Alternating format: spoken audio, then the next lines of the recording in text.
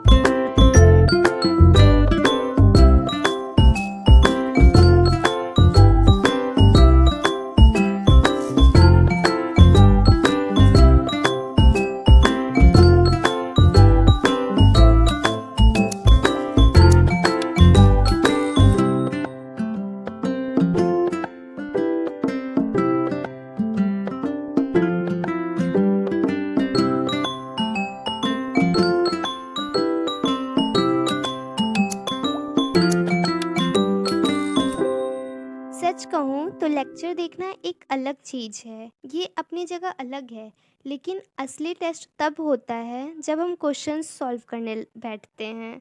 Questions solve करने बैठते हैं तो एक रियल गेम रहता है।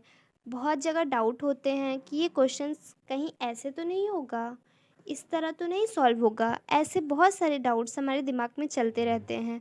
फिर उस वक्त बहुत सारी चीज़ें भी रिकॉल होती रहती है कि हाँ, हमने ये टॉपिक पढ़ा था, इसमें ऐसा हो रहा था। जैसे कि अभी LPP में ही बहुत सारे टाइप्स हैं, अनबाउंडेड, बाउंडेड, उसके बाद फिर मैक्सिमा, मिनिमा। बस एक टॉपिक है, उसी को बहुत सारे तरीके सॉल्व होता है। मेन हमें कॉर्नर पॉइंट्स निकालने रहते हैं, बाउंडेड रीज़न पता करना रहता है, अनबाउंडेड जो भी उसमें बोला रहता है, कॉर्नर पॉइंट्स उसके जैसे कुछ इक्वेशंस दी रहती हैं, उसी के थ्रू निकालना रहता है। अगर 3 इक्वेशन दी गई है, हमें उसके इंटरसेक्शन पॉइंट निकालने हैं तो उसको एलिमिनेट कर दिया जाता है। यही सब है इसमें प्रॉपर, और इसके अलावा कुछ नहीं है। बहुत इजी चैप्टर, छोटा सा चैप्टर तो है, 4 नंबर का आता है। इसीलिए हमें बहुत ज़्यादा इसमें कुछ नहीं पढ़ना। एक टॉपिक पे बहुत सारे क्वेश्चंस के टाइप हैं, इसमें वही पढ़ने हैं और कुछ भी नहीं। आप लोगों को पता है, कॉन्सेप्ट समझना बहुत इम्पोर्टेंट तो होता ही है, लेकिन उससे भी ज़्यादा इम्पोर्टेंट क्वेश्चन सॉल्व करना होता है, क्योंकि वही हमारी बेस है और वही हमारा सब कुछ है। हम कितना भी लेक्चर क्यों ना पढ़ लें, लेकिन जब तक हम एक भी क्वेश्चन नहीं लगाएंगे ना, तब तक हमारा बेस स्ट्रांग होगा ही नहीं। और यही सारी गलतियां हम लोग करते हैं। हम लोग लेक्चर्स देख लेते हैं, वीडियो ऑन करके सब कुछ सुन लेते हैं, तो लगता है कि बस हमें सब आ गया, लेकिन बाद में जब क्वेश्चन लगाने बैठो तो इंसान अटक जाता है बीच में। फिर लगता है कि हमने ठीक से पढ़ा ही नहीं, इसीलिए तो सॉल्व नहीं हो रहा। बट ऐसा कुछ नहीं है, लेक्चर देखने से कुछ भी नहीं होगा जब तक हम क्वेश्चंस नहीं लगाएंगे।